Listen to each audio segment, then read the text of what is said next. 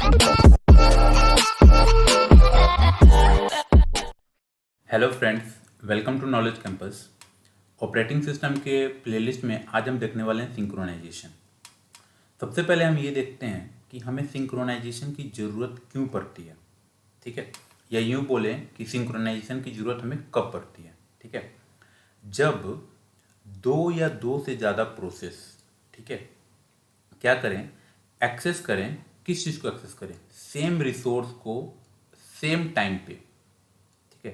अगर कोई दो process, let suppose P1 and P2 कोई दो प्रोसेस है एंड ये दोनों प्रोसेस किसी सेम रिसोर्स को एक ही टाइम पे, दोनों प्रोसेस सेम रिसोर्स को एक ही टाइम पर एक्सेस करें, ठीक है, उस वक्त हमें सिंक्रोनाइजेशन की जरूरत पड़ती है, ठीक है।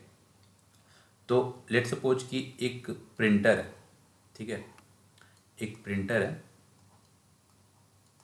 एंड आप अपने कॉलेज के लैब में बैठे हो एंड एक PC1 है जिस पर आप बैठे हो एंड दूसरा PC2 है जिस पर आपका कोई एक फ्रेंड बैठा है एंड आपने कुछ प्रिंट दिया, आपने किसी पेज को प्रिंट करने के लिए कमांड दिया, क्योंकि क्या कंडीशन क्या है यहाँ पे कि सारे सिस्टम, दोनों PC एक ही प्रिंटर से कनेक्टेड है। तो प्रिंटर यहाँ पर क्या हुआ, शेयर्ड रिसोर्स हुआ, किसके बीच में, दो PC के बीच में, ठीक है। तो आपने भी क्या किया, प्रिंट कमांड दिया एंड आपके फ्रेंड ने भी प्रिंट कमांड दिया एक ही टाइम पे, ठीक है। दोनों ने एक ही टाइम पे सेम रिसोर्स को एक्सेस करने की कोशिश की। तो यहाँ पर क्या होगा, हमें सिंक्रोनाइजेशन की जरूरत पड़ेगी। क्यों जरूरत पड़ेगी? क्योंकि आपने भी प्रिंट का कमांड दिया एंड आपके फ्रेंड ने भी प्रिंट का कमांड दिया। तो ऐसे सिचुएशन में प्रिंटर नहीं समझ पाएगा कि किसका प्रिंट पहले करना है, ठीक है। अब आप बोलोगे कि ऐसे तो हम करते हैं, तो अगर रियल लाइफ में अगर आप करते हो हो जाता है प्रिंट, उसमें तो कोई दिक्कत होता नहीं है। तो देखिए, दिक्कत ये है कि आप अभी जो पढ़ रहे हो या अभी जो आप रियल लाइफ में यूज़ करते हो, वहाँ पर ऑलरेडी हम लोग सिंक्रोनाइजेशन ऐसे प्रॉब्लम को हम लोग ऑलरेडी सॉर्टेड कर चुके हैं एंड ऑपरेटिंग सिस्टम में वैसे हम लोगों ने प्रोग्रामिंग कर रखी है, ठीक है। और अभी जो हम लोग पढ़ रहे हैं सिंक्रोनाइजेशन, ये तब का प्रॉब्लम है जब ये प्रॉब्लम आया था फर्स्ट टाइम, ठीक है। अब ये बोलोगे कि ये हम पढ़ क्यों रहे हैं? अब ये इसलिए पढ़ रहे हैं क्योंकि ये हमारे सिलेबस में है एंड आपको बीटेक करना है। अब ये नहीं पता कि ये सिलेबस में क्यों है मुझे, ठीक है। तो बैक टू द टॉपिक। अब हमें समझ में आ गया होगा आपको कि सिंक्रोनाइजेशन की हमें ज़रूरत कब पड़ती है, ठीक है। सिंक्रोनाइजेशन होता क्या है वो अभी मैंने नहीं बताया, ठीक है। सिंक्रोनाइजेशन की ज़रूरत कब पड़ेगी, सिचुएशन पहले समझिए कि सिंक्रोनाइजेशन की ज़रूरत कब पड़ेगी। चलिए, अगर आपको ये एग्जाम्पल नहीं समझ में आया तो दूसरा के एग्जाम्पल समझते हैं। लेट सपोज कि आप हैं A एंड आपका एक भाई है B, ठीक है। एंड दोनों के लिए एक फादर ने, आपके पापा ने एक ही साइकिल खरीदा है, ठीक है। अब आपको भी साइकिल चलाना है एंड आपके भाई को भी साइकिल चलाना है, ठीक है। एंड दोनों क्या कर रहे हो, शाम को ठीक 5 बजे, ठीक 5 बजे आ जाते हो साइकिल चलाने। अब साइकिल तो एक ही है और दोनों आ गए एक ही टाइम पे, तो कैसे होगा? यहाँ पर क्या हो रहा है, साइकिल क्या हुआ, शेयर्ड रिसोर्स हुआ एंड टाइमिंग क्या हुआ, एक ही टाइम पर आ रहे हो।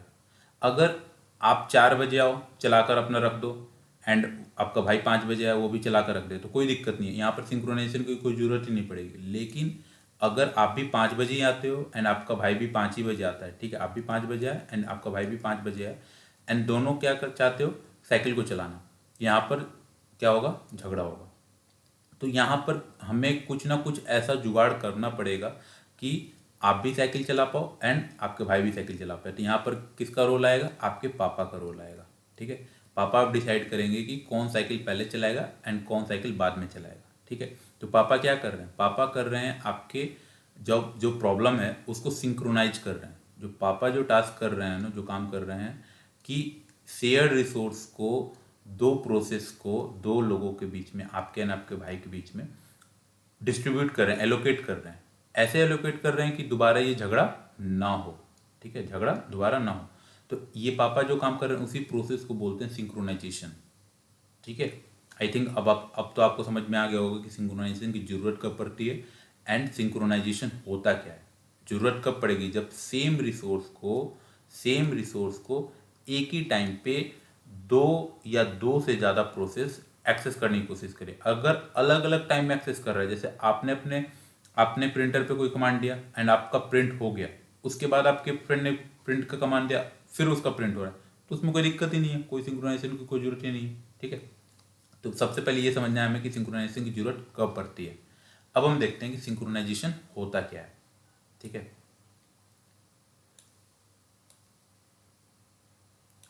सिंक्रोनाइजेशन एक टास्क है। किस चीज का टास्क है? Coordinating the execution of process. जो बहुत सारे प्रोसेस हैं, उन सारे प्रोसेस के बीच में एक ऐसा कोऑर्डिनेशन बनाना कि वो एक्सेस कर पाए शेयर रिसोर्स को। ठीक है, मतलब सिंक्रोनाइजेशन ऐसा एक प्रोसेस है, उस प्रोसेस में हम क्या करते हैं कि दो या दो से ज़्यादा प्रोसेस के बीच में कुछ ऐसा कोऑर्डिनेशन बनाते हैं कि वो सारे प्रोसेस एक शेयर रिसोर्स को एक्सेस कर पाए विदाउट एनी एरर या डेडलॉक। ठीक है, जो अभी आपका पापा जो काम कर रहे थे साइकिल को आपके एंड आपके भाई के बीच में एलोकेट करने का काम, तो पापा का काम क्या था? सिंक्रोनाइज करने का था। ठीक है, तो उसी प्रोसेस को बोलते हैं सिंक्रोनाइजेशन। ठीक है, एंड सिंक्रोनाइजेशन मेनली जरूरत कब पड़ता है? कब हमें सिंक्रोनाइजेशन की जरूरत पड़ेगी? जब हम मल्टी प्रोसेस सिस्टम पे काम कर रहे होंगे। ऐसा सिस्टम जिसपे मल्टीपल प्रोसेस एक साथ काम कर रहे हैं, P1 P2। अगर ऐसा कोई सिस्टम है जिसपे एक ही प्रोसेस एक बार में चल सकता है, तो वहां पर तो कोई हमें सिंक्रोनाइजेशन की जरूरत ही नहीं है। ठीक है, लेकिन जब हम मल्टी प्रोसेस पे काम करते हैं तब हमें सिंक्रोनाइजेशन की जरूरत पड़ती है। बच्चों को सबसे ज़्यादा कन्फ्यूजन ये होता है कि वो समझ ही नहीं पाते हैं कि सिंक्रोनाइजेशन की हमें ज़रूरत कब पड़ती है, कंडीशन नहीं समझ पाते हैं।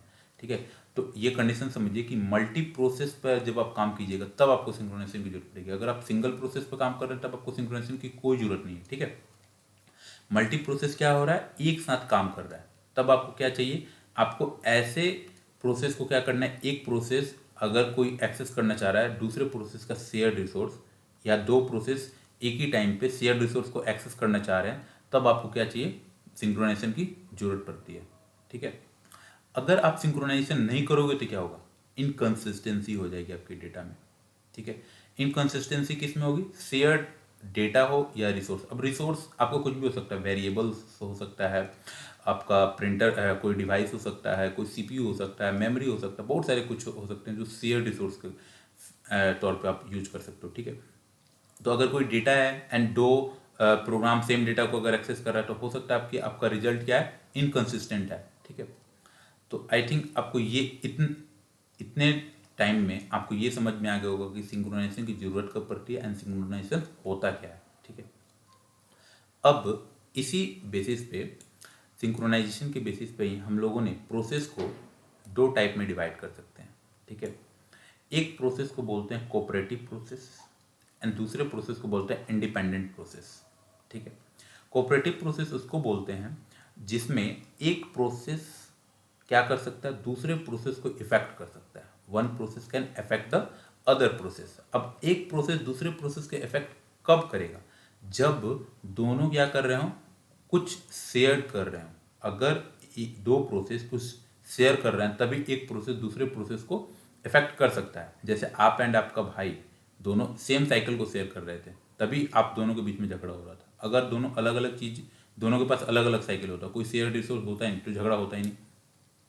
तो अब ये शेयर रिसोर्स, अभी हम ऑपरेटिंग सिस्टम की बात करें तो यहाँ पर साइकिल नहीं होगा, ऑब्वियस बात है। तो यहाँ पर शेयर रिसोर्स क्या हो सकता है? यहाँ पर वेरिएबल हो सकता है, कोई मेमोरी हो सकता है, सीपीयू हो सकता है, कोई पीस ऑफ कोड हो सकता है, प्रिंटर हो सकता है, स्कैनर हो सकता है, कुछ भी हो सकता है। ठीक है, तो यहाँ पर हम जो भी शेयर रिसोर्स होगा वो हमारे कंप्यूटर से रिलेटेड होगा। ठीक है, एंड इंडिपेंडेंट प्रोसेस किसको बोलते हैं?